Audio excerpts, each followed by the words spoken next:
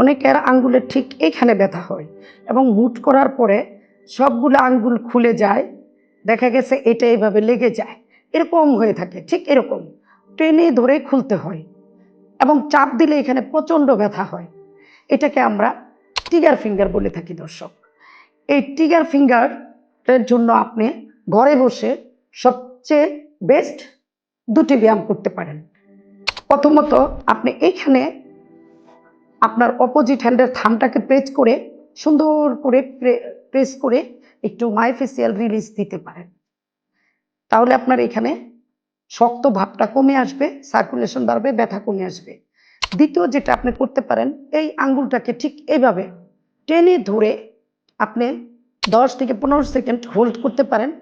Hold করার পরে আপনি আবার ছেড়ে দিতে পারেন। এতে করে আশা করি আপনার ব্যথা অনেকটাই কমে যাবে, আপনি ভালো বোধ করবেন।